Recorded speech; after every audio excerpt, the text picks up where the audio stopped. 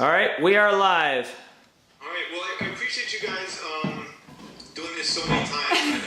I must get a little exhausting. We are in the business. We are aware of what this takes. Okay, awesome. Yeah, it's only a measure of how much the network likes you that they keep on asking us for more. That's great. In a nutshell, you know, our sort of top-level Lifetime exec has seen it. Yeah. Loves it. She saw the tape that we did with you guys originally.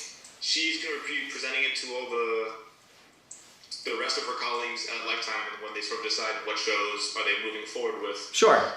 So they asked us to sort of come back, get a little bit more info, and essentially the main thing we want to try to do is lay out sort of, you know, if we spend a week with your family, what would we see? Sure.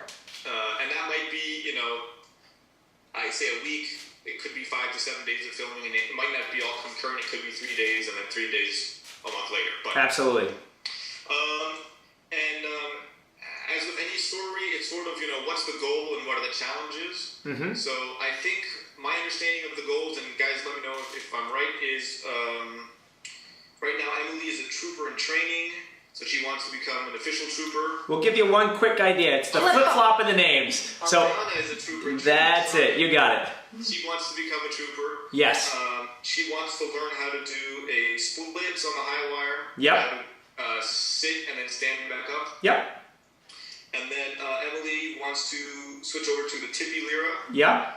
And she wants to do a heel hang. Yep. Yes. Absolutely. So I think what we want to do then is sort of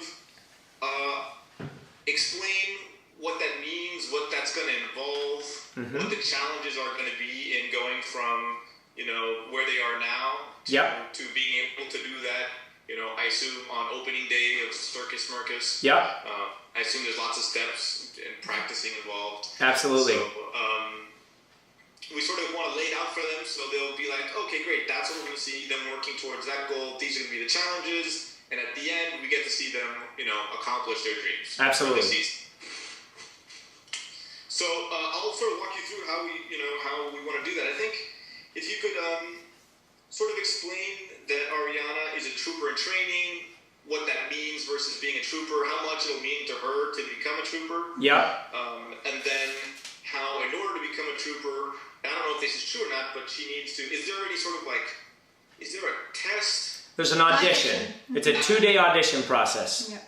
Awesome. If you tell me a little bit about the audition and how she plans to do the splits and the sitting up and standing in order to sort of pass that audition, if that's the correct term. And absolutely. Why is that going to be challenging to someone who doesn't know anything about the high wire? Yeah. It sounds difficult to me, but yeah. sort of explain what that entails and how much practice that's going to take. Okay. And you two can sort of take turns and do it.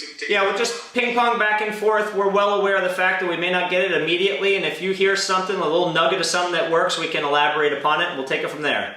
Awesome. We're trusting you to do the editing. Sounds good.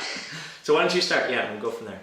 So Ariana Wonderly will be turning 10, and she is now eligible to be a trooper with Circus Smirkus.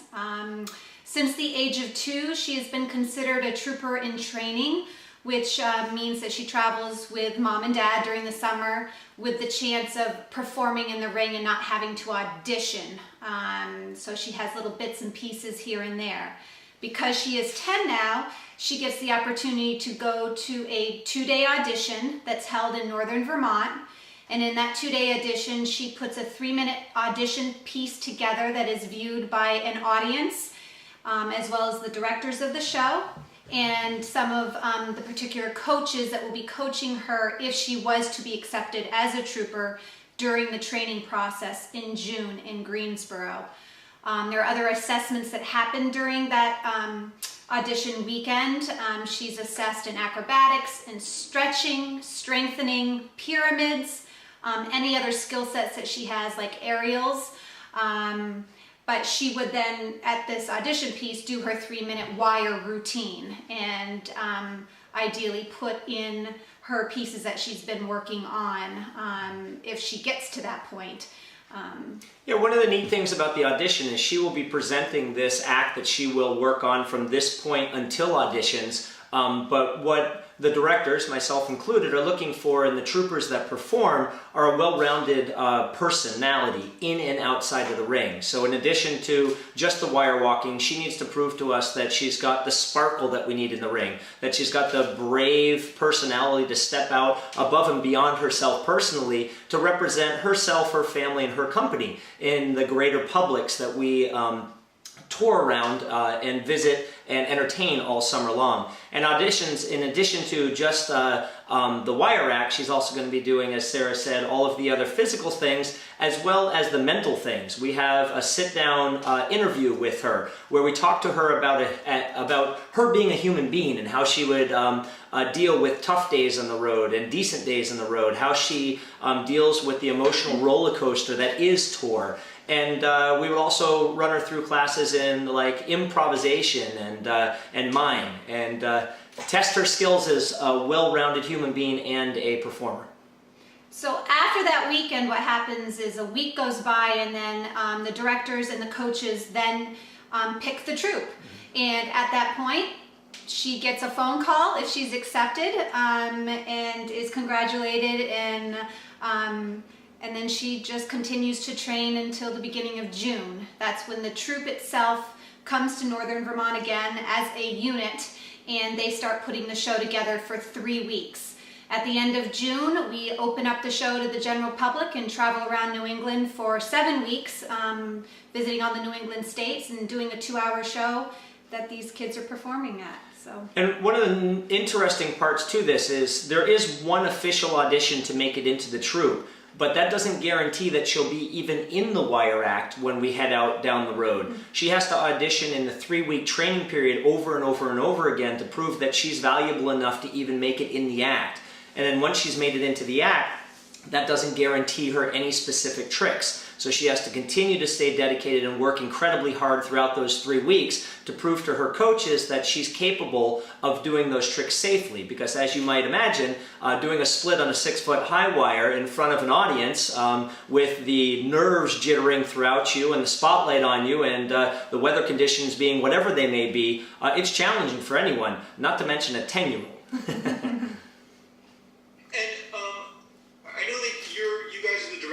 Circus Smirkus. Are there other directors? Is it sort of a given that she's going to get in because she's your daughter? Yeah, that's an interesting conversation. I help coach her through the training portion of the pre-audition process. But once we get to auditions, I step out of that ring. There is another auditionee. There's many other auditionees, and there's another director, Jesse Dryden, who comes to us from Canada. And I step completely out of those shoes, and he does all of the critique and all of the grading for not only Ariana, but Emily as well. I've never had any say in that, and it's not a guarantee that she'll make it in, because she has to fit the specific needs of that year's show. And we're honest to every single trooper that comes into our ring annually. You can't just be as good as you were last year and make it back into our troupe. You have to be better. You have to be better, and you have to fit the needs of our show. If you come only as a wire walker and for one reason or another we dictate that this show does not require wire walking, we may not need you if you don't show talent in other areas. I think it's also important too that circus is a family. And to have the other kids just assume that Emily and Ariana would automatically be accepted no matter what, no matter if they continue their skill sets or whatever, is not the way to go about that. Both girls need to earn a spot within the ring. They need to get the respect from the other troopers and understand that they're all there for the same reason, that they've all put in the hard work and the dedication, and it's only fair. And it's actually interesting, last year Ariana was biting at the bit to actually take part in the audition process, and Smirkus as a company has held her out of that in previous years. And last year we got permission to actually allow her to present an act, even though she wasn't auditioning to become a trooper, but because she's so integral to what we do in the summer and she's such a key member in past tours, we wanted to have her experience the same things that the older kids were going through. It's our expectation as parents, it's my expectation as a director, and it's our expectation as a company, Circus Smirkus, that all of the kids are equally important and that they all play very similar roles. So last year, she actually did a non-official audition to just feel what it felt like to be a 9-year-old and step up there all by herself in front of a crowd and a team of people critiquing her. And that was a nice first step towards her first official audition, which will be this year. And can you guys tell me, and it might be obvious, but just what is the difference between being an official trooper and a trooper in training, and why is it a big deal to be a real trooper? Absolutely. Yeah. Believe it or not, Smirkus never had trooper in trainings until I actually became pregnant and had kids. Troy and I went to Smirkus and said, if our kids ever became interested in circus, is there a way that we could potentially have them, just try it out? Troy's a clown at heart. To be able to use our kids in this part of his clown acts and everything, it was a nice little segue into the circus world. So Smirkus actually came up with the term trooper in training to allow the girls the opportunity to A, be underage, and B, to be able to perform within the Smirkus ring. It's kind of like training, for anything, a job or whatever. Eventually you get to the stage where you can apply to finally be something, like an intern, or, doctors and need to go through their training before they can actually take the test to become a real doctor. So this is Ariana's time. She's gone through, she's proved herself in the ring that she can perform in front of an audience, but she needs now to take the next step where she needs to become more independent. She becomes doing chores on tour. She'll be staying at home, stays away from mom and dad. There's a lot more independence that comes along with being a trooper other than performing in the ring. And I think that's a big key with being a trooper. Yeah, I would say the major difference is, as a trooper in training, Ariana has spent every year on the road with us and in the ring, shining in the way a little kid can shine. But outside of that, there's been very little expectation put on her outside of the ring. And now as a trooper, if she were to be accepted, she has not only that responsibility in the ring to shine as bright as she can, but a lot of real life expectations outside of the ring. She's going to have to do chores. She's going to have to pick up and tear down different pieces and parts of the tent. She's going to be in charge of cleaning pots. She's going to be given the opportunity and the role of becoming a voice for the company by going into homestays in the evening away from mom and dad for the very first time, and being a positive role model to the family that she's with, and a positive voice and kind of leader for our company even outside the ring. And can I ask you guys, is there inside the ring, not to minimize the importance of everything you just said, but Sure. inside the ring, does a trooper have, is that the difference between, say, having a solo act and not, or is there... Okay, I can elaborate on that a little bit. You're a trooper, you get to do Sure. your act that you did before? Yeah. Last year was a perfect example. As a trooper in training, Ariana was placed into the wire act, and her skills far exceeded what we were able to allow her to do in that show and in that particular act. Because she was a trooper in training, the act really needed to be featuring the troopers themselves. So Ariana was capable of doing many of the same tricks the older troopers were performing, but it was important to the company to hold her back a little bit and allow the act to play out and kind of feature the older senior troopers. So as an official trooper this year, she would be on a level playing field for the very first time ever, and she would have that opportunity to really vie for the best spots in the act that she's capable of doing.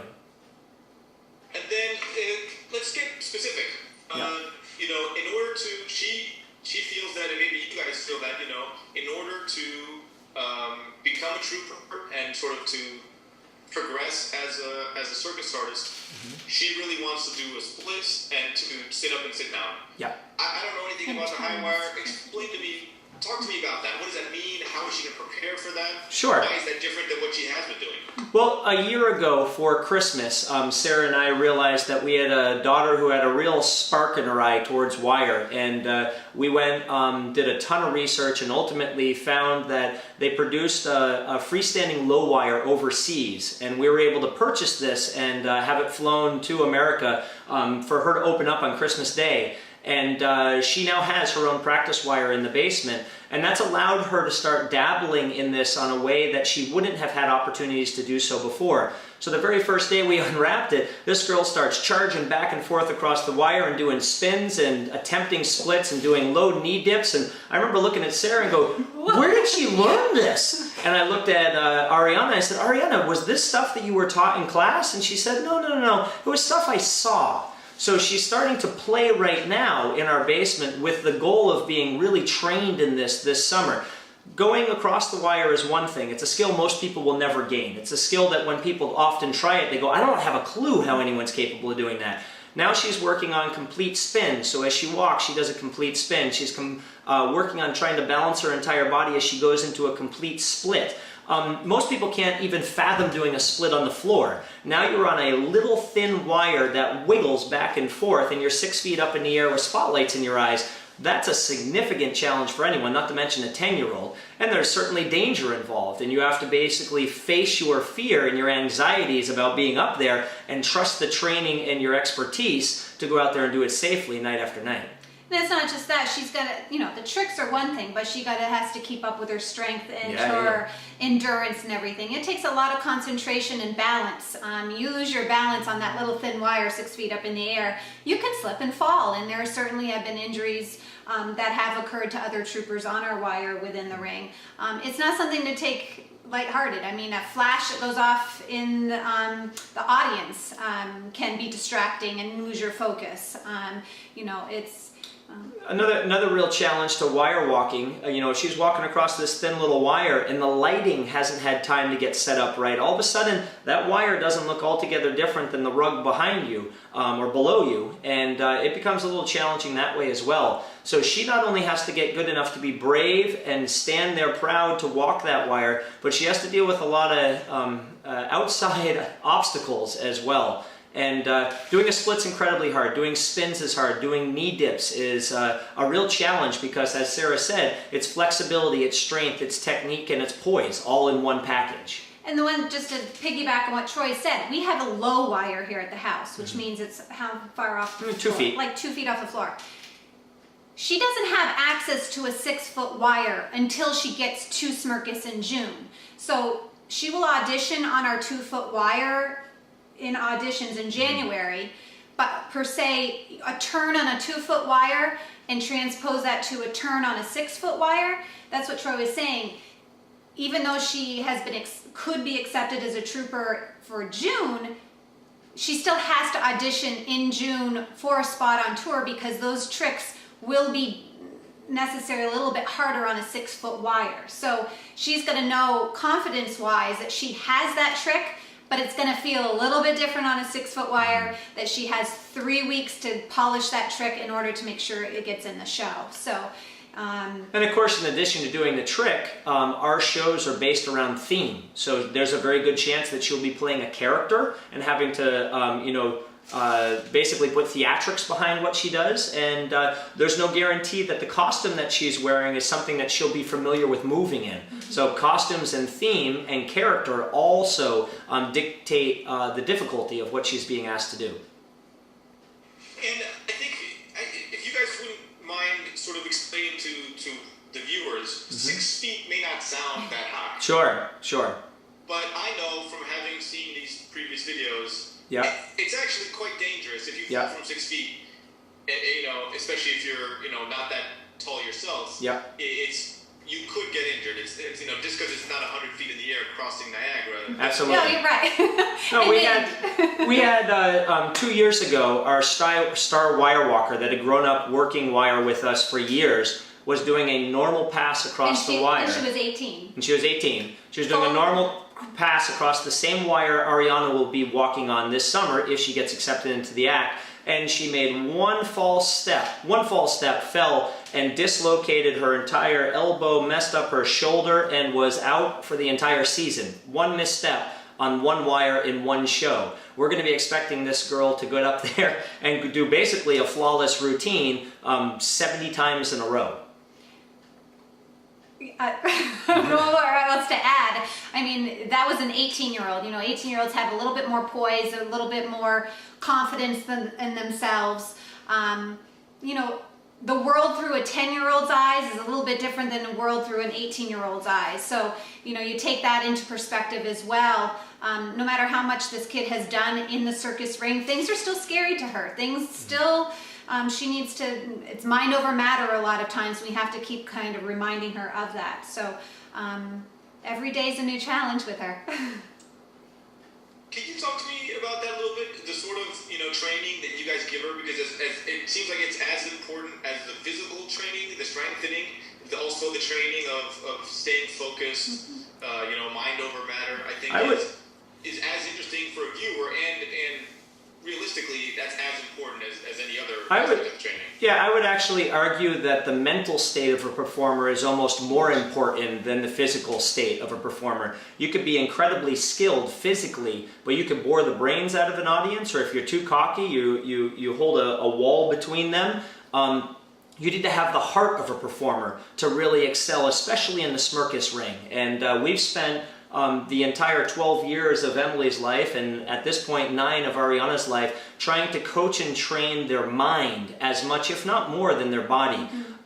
This is not an easy way to go through a summer. When they get on the phone with their friends, they're at beaches, they're relaxing, they're kicking back, they're having barbecues. These girls are working. Thankfully, working in an occupation that they thoroughly enjoy, but working every single day throughout the summer. There are days where it's really cold. There are days where it's really hot. There are days where it's unbelievably wet. The nature of touring with a circus mud show is there's one reality, and that's that there's no consistency. You never know what you're going to face that day. You don't know what kind of audience you're going to have. You don't know what kind of weather conditions you're going to have. You don't know if there's going to be a malfunction in any equipment. You don't know if there's going to be a costume tear. So having the mindset to, at any age, be able to accept that day's reality is incredibly important. If you're set in stone on having everything go exactly as planned, you'd never make it in the circus. So accept the oddity of what today may be, and try and figure out how to succeed even within, at times, treacherous conditions or exhausted moments.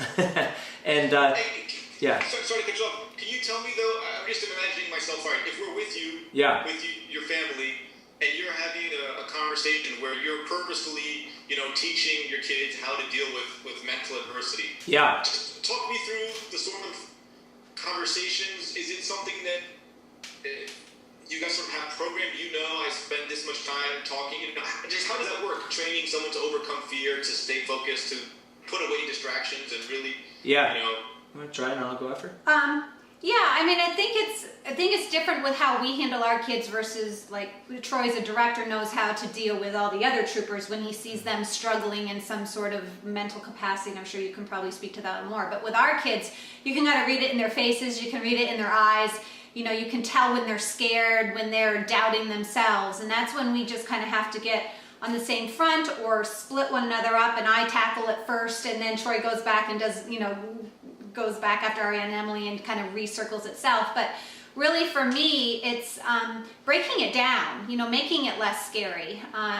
You know, Ariana not only does a circus, but she does gymnastics. And, you know, every time this year, they're introducing new skill sets. And there are times after practice, she comes with tears because she just says, I can't get this skill set. And perfect example is just, you know, she's trying to do a front handspring on floor and she just can't get it. And she goes, why is my coach asking me for this? And I said, it's because your coach knows you can get this. The coach sees the skill set in you.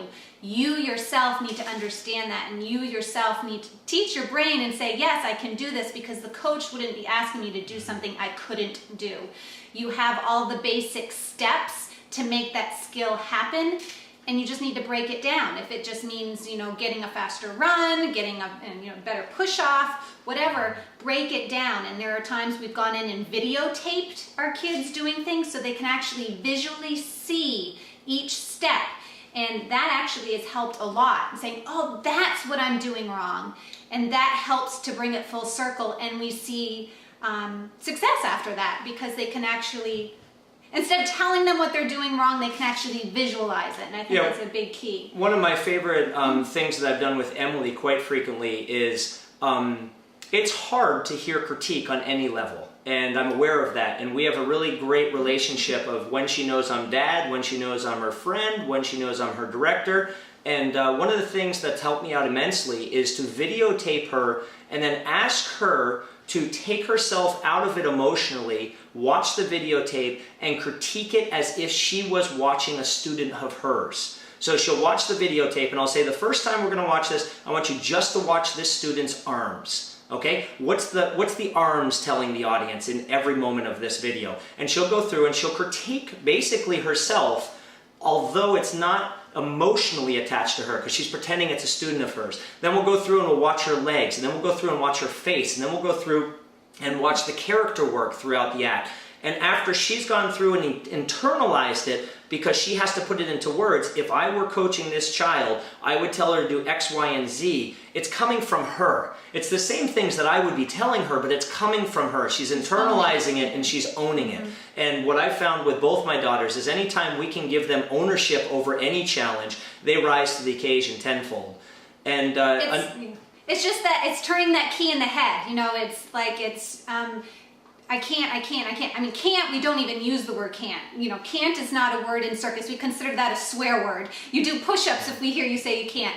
Because a coach or a person would not be asking you to do something if they truly didn't believe you had the skill set to do it. Yeah, it's going to take practice, it's going to take hard work, it's going to take dedication. But once, it's like riding a bicycle. Once you get it, you've got it. And then you can see that little glitter, you know, the doubting in the eyes goes away, and the confidence comes back, and they'd succeeded, and then we're moving on to the next thing, that's going to cause them doubt. But it's constantly like that in circus, constantly like that in, you know, really in real life. You know, everybody goes through those doubts. But one of the things that I think I get the most joy as a dad out of looking to my daughters is going, yes, our entire world is a tornado, and we're not really in charge of too much of that. We can't stabilize a lot of it, but the heart and the center of this is our heart and our brain, and those are the only two things we have sole responsibility over. And if you can keep your heart and your brain focused on the task at hand, you can be successful at anything. If you don't let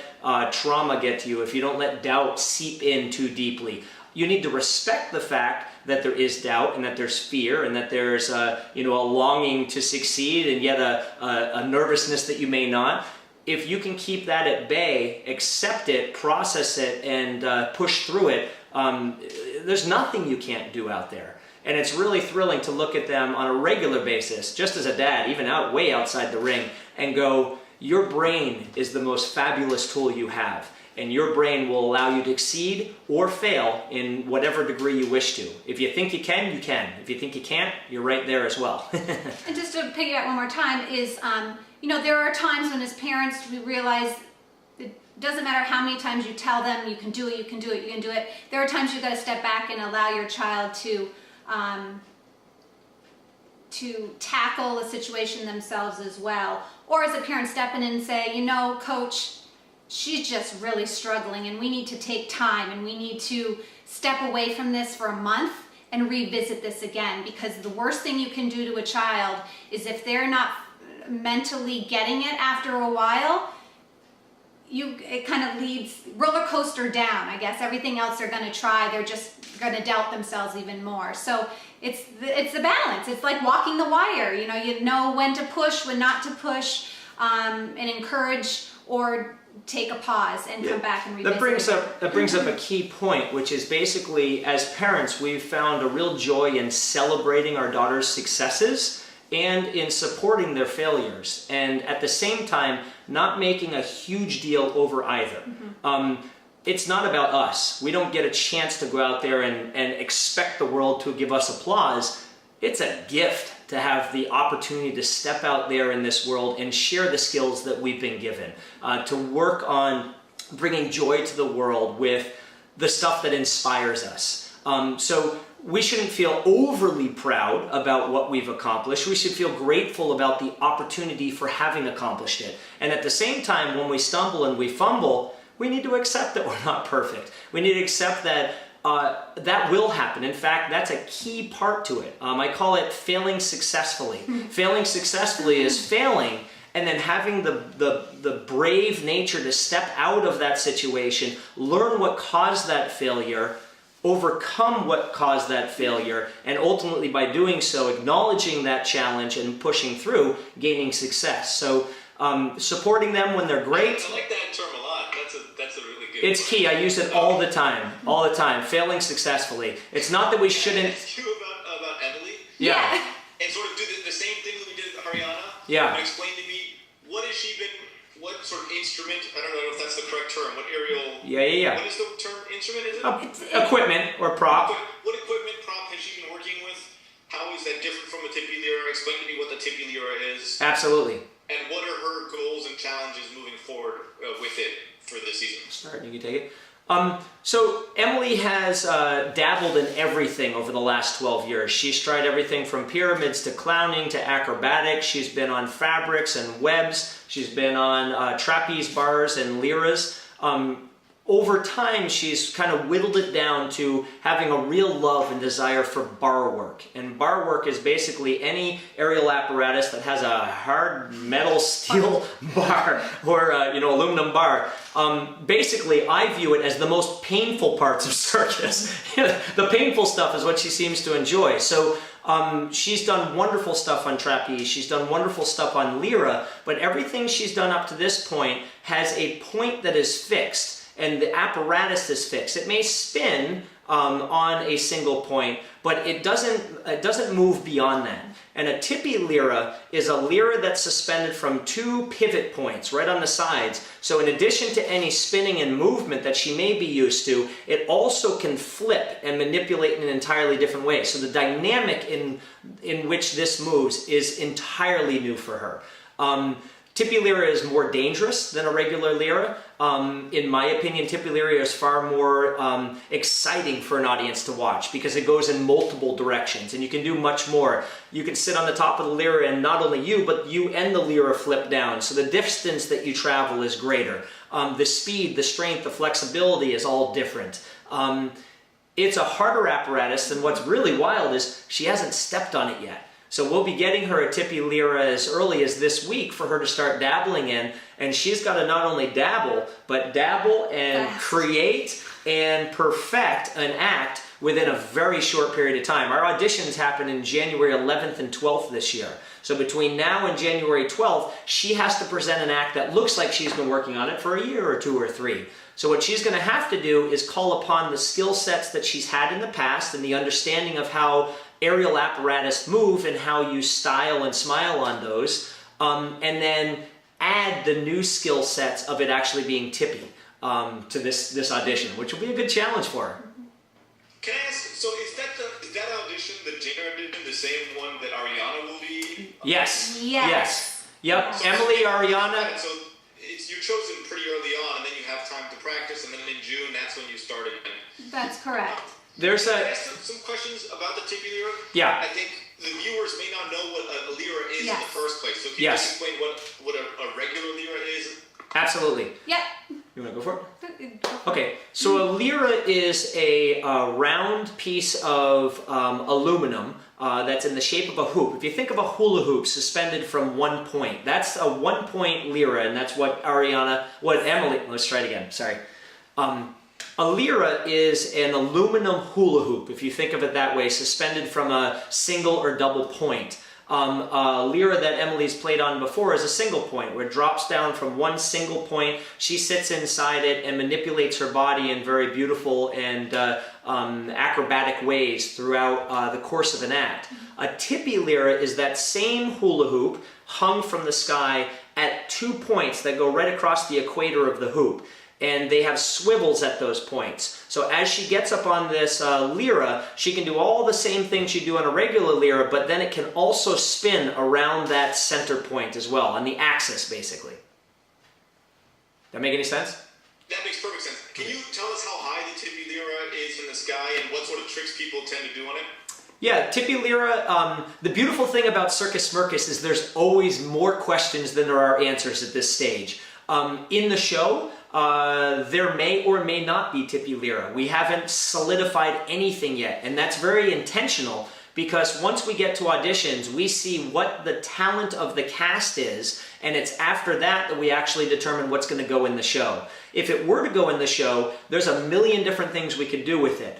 Last year we had a triangle act that Emily was involved with, and it started low and then it went up probably 20 feet in the air, and they were doing all sorts of spins and dives and poses through that. Tippy Lyra often raises and lowers and sometimes remains completely static.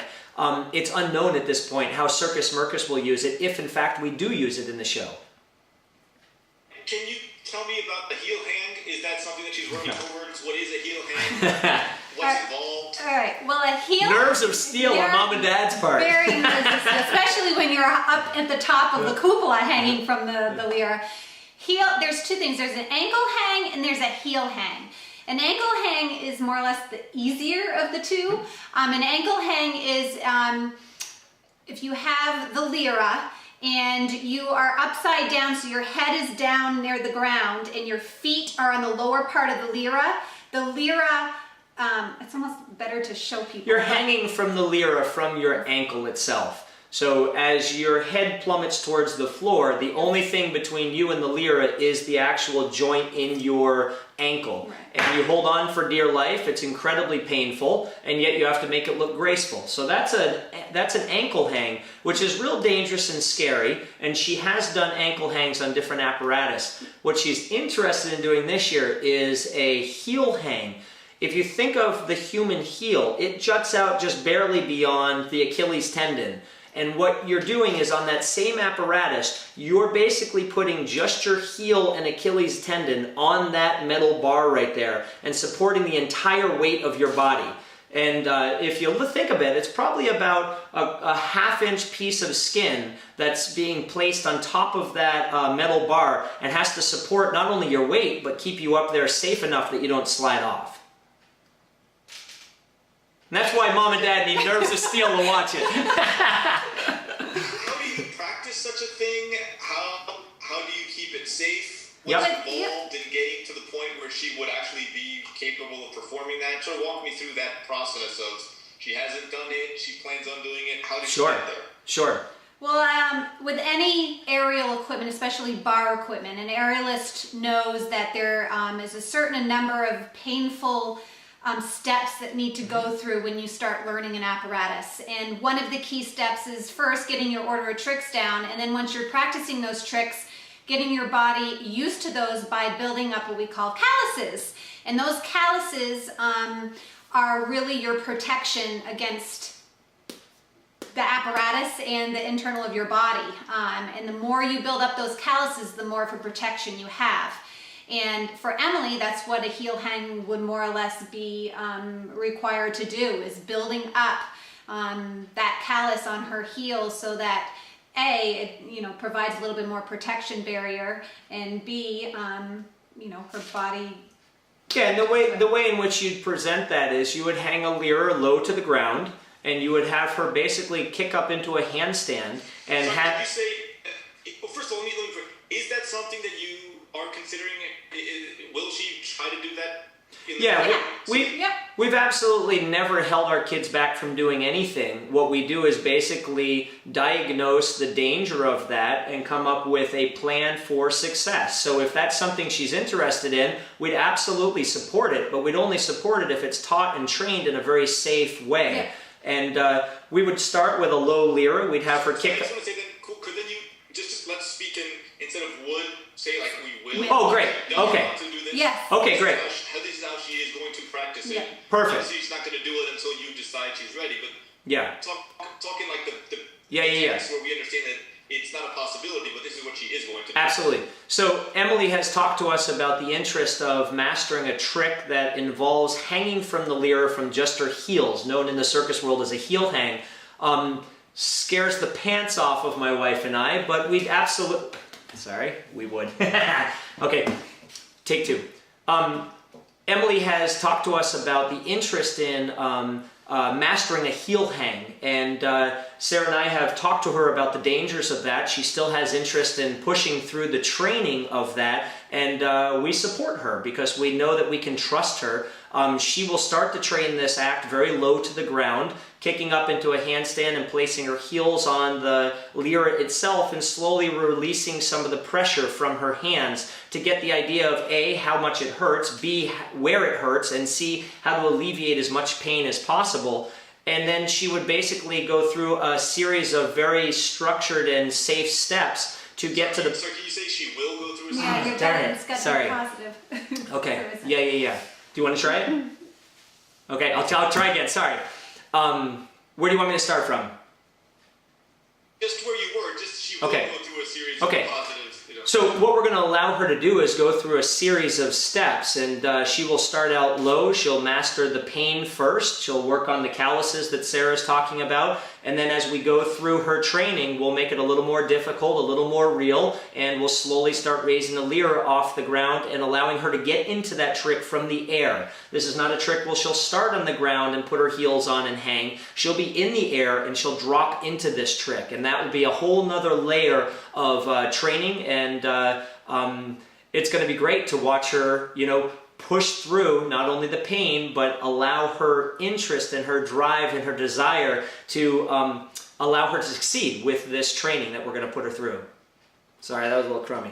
No, that was actually good. That was great. Give me a sense of, how much training are the girls going to be putting into this on a weekly basis? How many hours a day? Is it after school, before school? Sure. Sort of walk me through, if I'm with you failing for a week, what am I seeing in terms of preparation? What does it take Absolutely. to get to that point? Sure. This is kind of our compared to our summer, we consider this our downtime.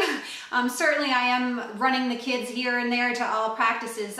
They do on every Tuesday for 2 hours. I bring them down to Brattleboro at their circus school where they train as part of the advanced youth troupe, and there they do their stretching, their strengthening, they work on handstands, and then they have about 45 minutes of what they call performance time, and that's where the kids are able to pick a certain apparatus that they're interested in, and they have a coach that works with them and teaches them different tricks and gets them, starting thinking about putting acts together. We then go revisit Brattleboro on Thursday. They go through another 2-hour class down there, and then follow that with another hour of intense strength and stretching training by our master coach from Circus Smirkus, Salam, who really pushes them hard. And it's kind of a key and crucial point for their training, and carries through here to the house where they continue to do their pull-ups or their sit-ups here at the house as well. But he really pushes the envelope, so to speak. We are in the process right now of moving our studio space. Troy has been renting a studio space about 45 minutes, about half hour from here. We now have located that 2 minutes from us, and the aerial apparatus hopefully will be going up the next 2 weeks, and once that is up, we have a direct spot for the kids to be able to train outside of Tuesdays and Thursdays right here at the home, which has not happened before. As we get closer to auditions, their circus studio has offered open studio time for people that are auditioning for Circus Smirkus to be able to get in extra time as well, which we've done in the past, but hopefully we won't have to do this year because now we'll have our own studio space. So, but besides the circus stuff, Ariana also takes the gymnastic classes Monday, Wednesdays, and Fridays for 3 hours each of those days, as well as an hour and a half on Saturdays. So my little one is very busy, and Emily is just really focused on her circus right now. And that's now. And as I said, that changes when summer comes. Once June arrives, we are circus 24/7, and that's what we live on. They're training literally in the training facility and performing around New England. So. And one of the neat things, there are a number of... Sorry, I didn't say one thing. You said Emily is focused on, I didn't hear the word. Just circus. Just circus. Circus. Yeah. Sorry. Okay. The training process has many different steps. We start with just general weekly training in NECA, as Sarah mentioned. Specific training with their coach, who's really pushing them incredibly hard in the kindest of ways. He's an amazing guy, and we trust him wholeheartedly on that 1 hour private lesson after their classes on Thursdays. And then they start to put together their little routines that they're going to be focusing on performing at auditions. At that point, then Sara and I become physically involved, and we go to extra classes, whether they be here in our studio or in Necker, to basically watch what the girls are up to. It's up to us to basically make sure that the character work that they're putting in is true. We put and edit all of the music for their acts together. We teach them how to move to the music, how to act their character out. That comes from us as we continue to coach them through this audition. I head down to Florida and direct for Ringling, and when I'm there, Sara videotapes them in rehearsals and Skypes those to me or sends those to me so that I can critique from afar. And then when I come back from Florida, we basically take the product that they've created thus far and really put the final polish on it before we go to auditions. And then at auditions, we are hands-free, and it's up to them to basically do the best that they can possibly do in front of everyone at that point. That's awesome. That's really awesome. A few cool questions. I want to let you guys go. And I don't know if Tara's asked, do the kids get paid for performing at Circus Marcus? No, we consider it a camp. They pay a tuition to Circus Marcus to offset the cost of the high-end coaches we hire. The travel transportation, we hire 3 15-passenger vans that transport the troopers around New England. The gas that needs to go in those vans, the costumes, food. Unbelievable food. Yeah.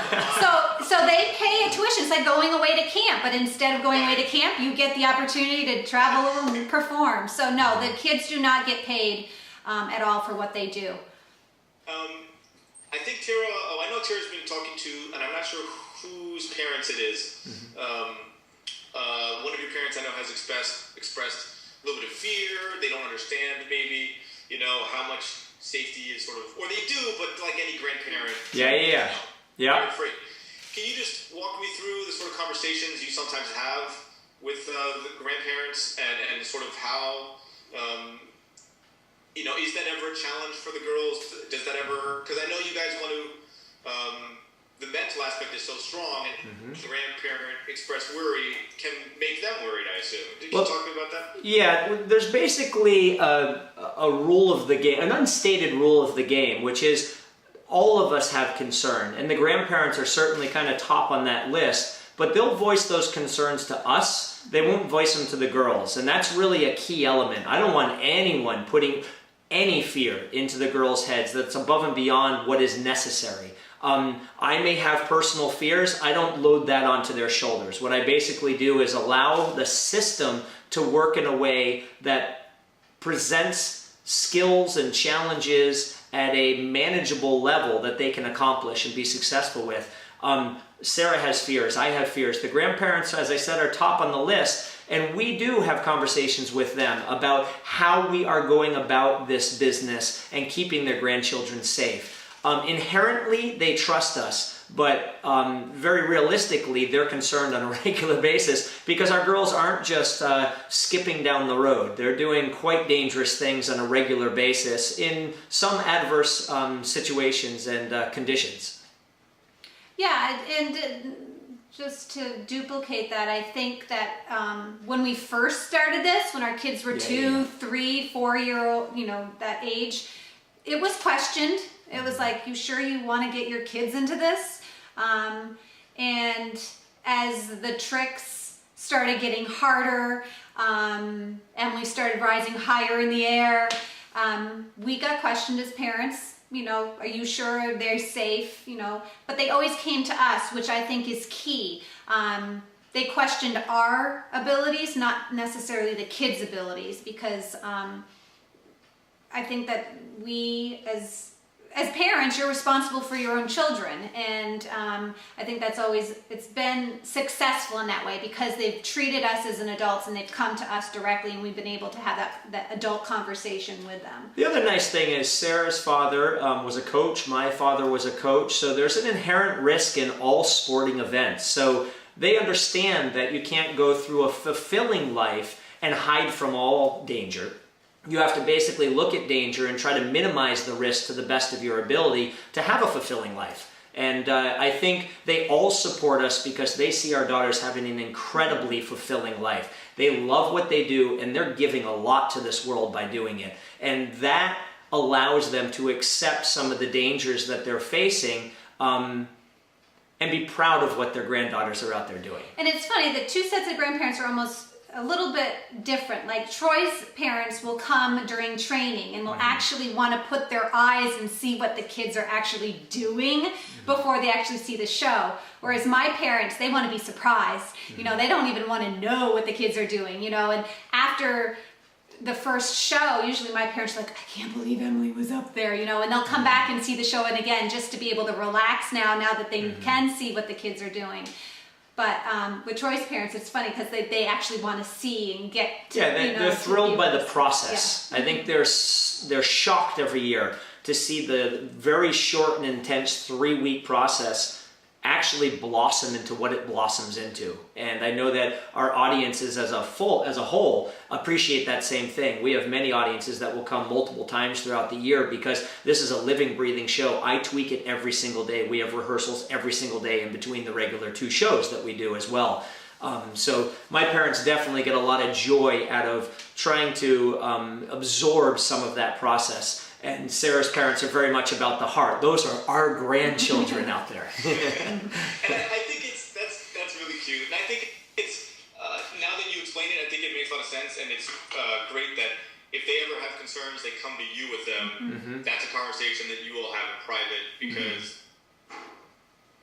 why scare the girls? Yep. Well, it's mind over matter. You know, the grandparents may not know what they're talking about and they could say something that shouldn't have been said to begin with to the kids and then just freak them out for no specific reason. Whereas they could come to us, we could explain it a little bit more. And if we have to have a conversation all together, we'll have a conversation all together. But it's never come to that point. So there was a wonderful moment in an earlier interview where Ariana found out for the first time that she had dislocated her shoulder in a trampoline accident. And it was very obvious to me why we didn't share that news with her in the beginning, because what we wanted her to do was deal with the injury. And we know Ariana, she's an emotional girl. And if she had the mental baggage that I just had a major injury, she would have healed in a much slower process and she would have been much more leery about getting up and trying any of this again. So as a youngster, we basically fed her the physical... you hurt, yes, but we didn't say specifically why you hurt. You dislocated. We didn't use those words. You came off us. Right. If you know that you fell off a trampoline, that's scary enough. You don't need to also know that you've dislocated something. What does that mean? As a youngster, you don't know what that means, and it puts all these fears and doubts into your brain. What we dealt with was, why did you fall off? How do we go through a process of playing on trampolines in the future without that happening, without poisoning the brain with a lot of fear? That sounds really smart to me, and it just makes good sense. Thank you both for... You bet. Once again, spending an hour with us. You bet. I think Tara will probably get in touch. I know she's scheduling something with one of the grandparents. Yep. And she probably will try to get a quick follow-up with the girls. Sure. Talking specifically about what it means to do a heel and hang, what it means, what a tippy, Lyra, yep. Lyra is. Yep. And the splits and being a trooper. But thank you both so much. You bet. We're really excited about this show. We feel like we're very, very close to something big. And great. Tara will be in touch very soon to get those sort of last few elements. Well, we in this world totally understand, well, not totally, but we understand what you're doing on your behalf, and we're incredibly grateful. So thank you. Whether it goes anywhere or not, we appreciate you pushing for us. Thank you. I appreciate that. Now, you know what? Last thing I forgot. You mentioned something that I don't think we had on tape. So you do work for Ringling. Can you tell us what you do? Okay. 5 years out of the blue, 5 years ago out of the blue, Ringling called me up. I had been a graduate of their Ringling Brothers and Barnard Bailey Clown College. I had toured with Ringling in the mid-90s, came back to take a role with Circus Smirkus, and have been with Smirkus ever since. But 5 years ago, Ringling called me back up and said, hey, we have an opportunity for you, and we would love for you to be the director of clowning for Ringling Brothers. And after communications with all the family members and some real heart-to-heart with Sara and the girls, I chose to accept that opportunity, and for every show that they've produced since then, I've written and directed and produced kind of the comedy that was in their shows. It started as just the clowning in their shows, and as it started with just the clown acts that were in their shows, and has now bled to any comedic element that happens within a Ringling show. They have me basically sprinkle a little comedic magic on, and it's a real joy to go down there. I finish up a workshop here this week. I perform in Boston on Saturday, and on Sunday I fly out to Rosemont, Illinois to run their clown college. So I direct their clown college, and out of the clown college I hire the best of the best to then go out and tour with the groups that are out on the road. And a wonderful story this year is one of my star clowns from Circus Smirkus has been accepted into clown college. I will get a chance to coach him at clown college this coming week, and if he is accepted, potentially work with him down in Florida in November and December in writing the new show. That is super cool, and it's just great to. I think it's great to sort of put those credentials out there. It's good, sure. It's good for the network people to know. I have a 6 run, but I love talking with you guys. You bet. Thank you so much. Absolutely. Tara will probably be in touch tomorrow. So. Okay. Don't be shy about asking for more interviews. We'll do our best. Thank you. Bye.